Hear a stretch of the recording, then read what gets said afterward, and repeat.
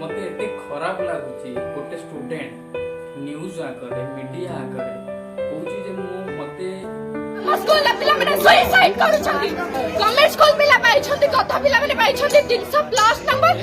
माने से कहूची जे मीडिया रे कहूची जे गवर्नमेंट स्कूल लो पढुतिबा गध पिला को जदी एते मार्क मिली पारे मु सरस्वती शिशु मंदिर रहउची आई मीन प्राइवेट स्कूल ले पढुची ते मते एते कम मार्क मिली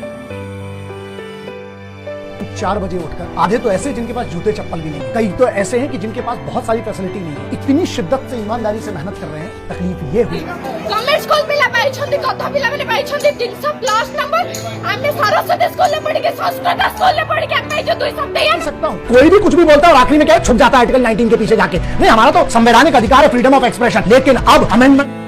हमर तो संविधान अधिकार होची हमें आर्टिकल 9 पे किछि भी कोइ परबो न्यूज चैनल किछि भी कोइ परबो सोशल मीडिया रे किछि भी कोइ परबो ट्विटर ट्वीट भी करि परबो किछि भी पोस्ट करि परबो हम संविधान अधिकार होची हमको साधारण ज्ञान रखिबा दरकार जे गवर्नमेंट स्कूल ले हमको जो जहाँ पढ़ा हुए प्राइवेट स्कूल ले हमको सैया ही पढ़ा हुए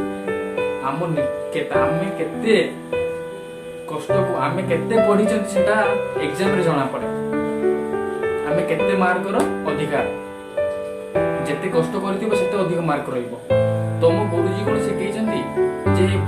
हमरो जदि कर्म कम मार्क मिलिबो सरस्वती शिशु मंदिर गुरुजी कोन ये सिखै छथि हमरो जदि कम मार्क मिलिबो तमे न्यूज रे आगे करिबो कोन भी न्यूज रे करिबो चाहे सुसाइड करबो आमे एडी ट्राई करिबो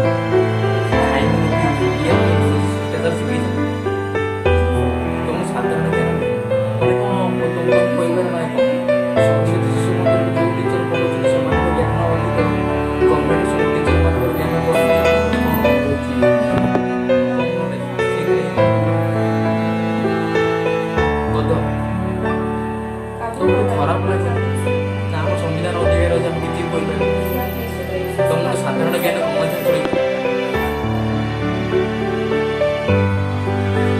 मोर संस्कार तुमको किसी कहू ना मोर संस्कार तुमको किसी कहू ना बुझल भल साधारण ज्ञान ना स्टूडेंट कह सरस्वती शिशु मंदिर से